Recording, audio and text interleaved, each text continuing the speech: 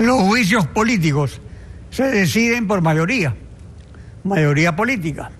Lo estamos viendo en la democracia más desarrollada y estable del mundo, donde el juicio político al presidente Trump irá al Pleno o al archivo, por la mayoría en el Senado que lo decida. Eliseo Azuero, vicepresidente de la Comisión de Fiscalización de la Asamblea Nacional. Buen día, bienvenido a Contacto Directo. Buen día, es un placer estar con usted y con los ecuatorianos. Ya terminó la fase instructiva en la comisión con sus pruebas de cargo y de descargo en el juicio contra la presidenta del CNE. Son decisiones personales de la presidenta que se basan en las atribuciones que le dio o que le ha dado la mayoría de Alianza País, PSC y Pachacuti.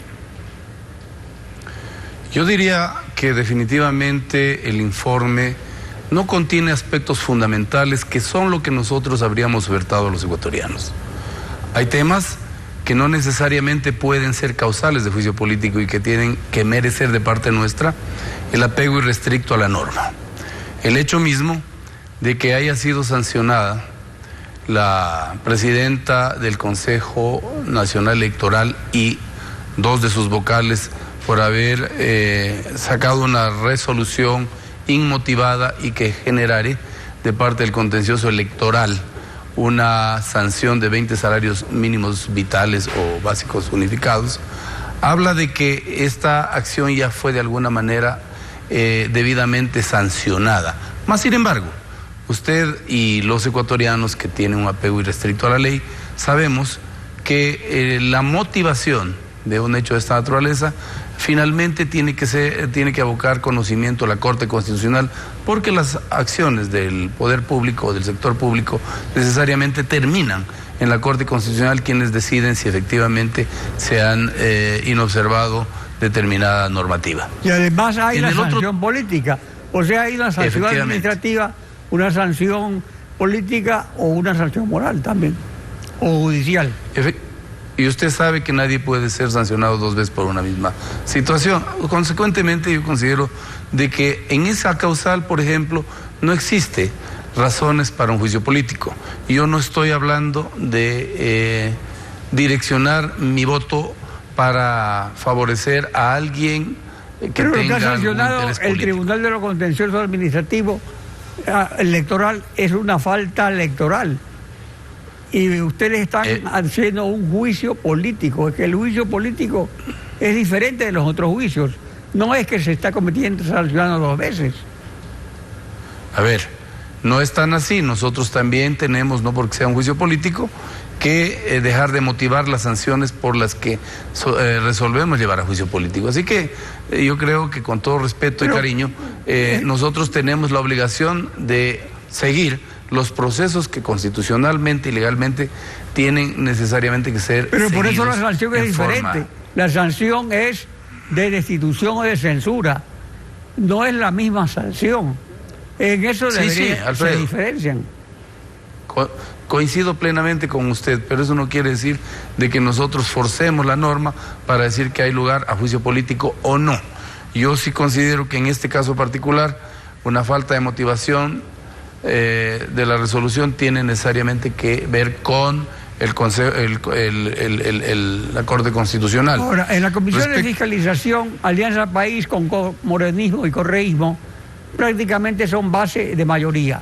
Siendo esta una realidad o un juicio contra la mayoría en el CNE, se daría por descontado que el juicio irá al archivo porque morenismo y correísmo han resultado favorecidos por esa mayoría del CNE. Mire, yo diría lo contrario. Yo me voy a remitir a lo que pienso personalmente. Hay temas que a mi juicio, en lo personal, no necesariamente tienen que detonar en un juicio político. Hay acciones que sí efectivamente generan una suerte de escándalo público.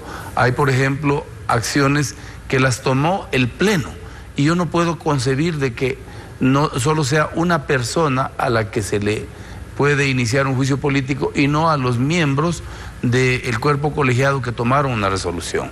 Hay acciones, sí, o sea que usted estaría a favor de que se enjuicie a la mayoría. yo creo que es como debió plantearse el juicio político, porque no se puede discriminar una responsabilidad única a una persona que puede en el campo de la administración haber fallado en determinados espacios. Hay el silencio administrativo, hay recursos de protección, etcétera, que pueden mejorar o sancionar o procurar la salida a los problemas que se insertan como causantes. Eso es lo importante, los problemas que hay de los apagones electrónicos, la base informática, todo eso. Pero en el juicio del acusador es Creo. Y Diana Tamaín acusa de que el vicepresidente Enrique Pita, delegado de Creo al CNE, asumiría la presidencia si ella es destituida. ¿Le corresponde a Enrique Pita o al vocal alterno de Diana Tamaín? Para empezar, no puedo convalidar aquellas aseveraciones que las hace a título personal la señora Atamaín, y no tiene para nada que de parte nuestra ser tomado en cuenta. Esos son temas baladíes que a mi juicio no tienen que ser incorporados en el análisis del juicio político.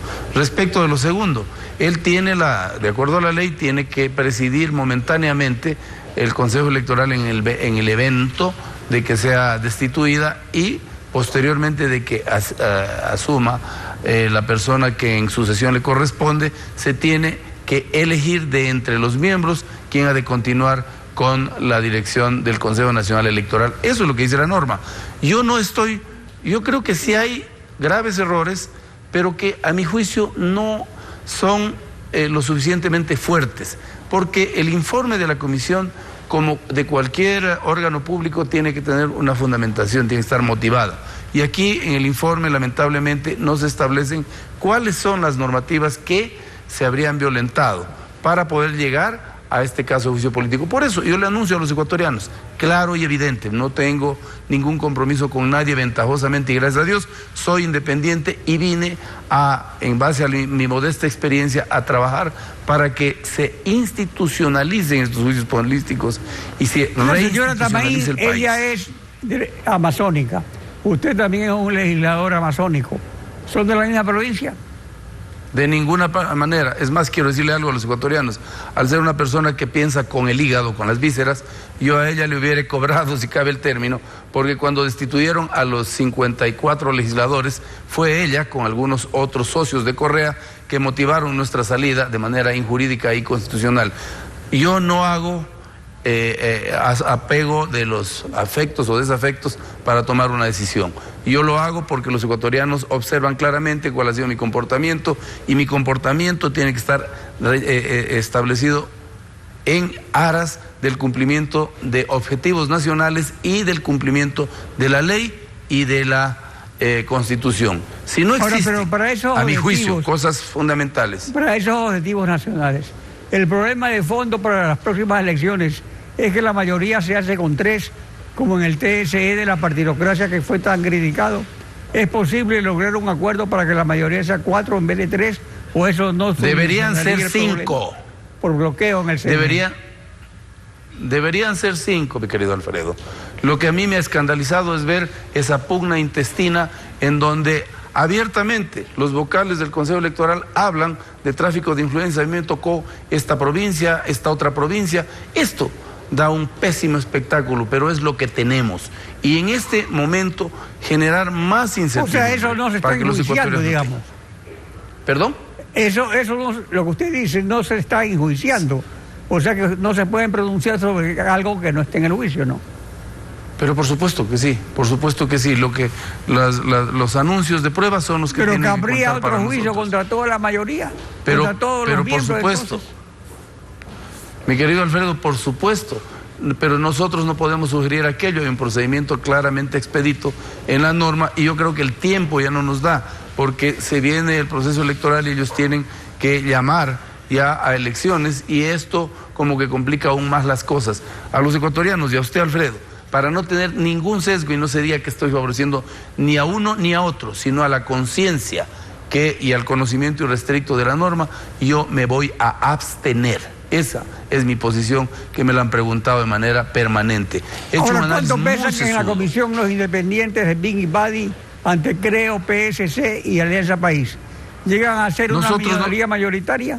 ¿Qué decide? Nosotros somos una minoría, pero le diremos al país lo que hace la mayoría si es que sale fuera de los canales regulares de la aplicación irrestricta de la norma que estamos obligados a llevar adelante, que es la Ley Orgánica de la Función Legislativa, y sobre todo la aplicación de las disposiciones constitucionales. ¿Pero la abstención no favorece a la mayoría? No favorece a nadie porque no estoy ni con el uno ni con el otro. Pero más bien voto sería, en blanco. si yo voto... Cuando se abstiene... ¿Perdón? El voto en blanco, no digamos. es voto en blanco. Abstención quiere decir que no estoy de acuerdo ni con la censura ni con el archivo, efectivamente. Bueno, el licenciado Azuero, gracias por participar en Contacto Directo. Alfredo, a usted, muchas gracias.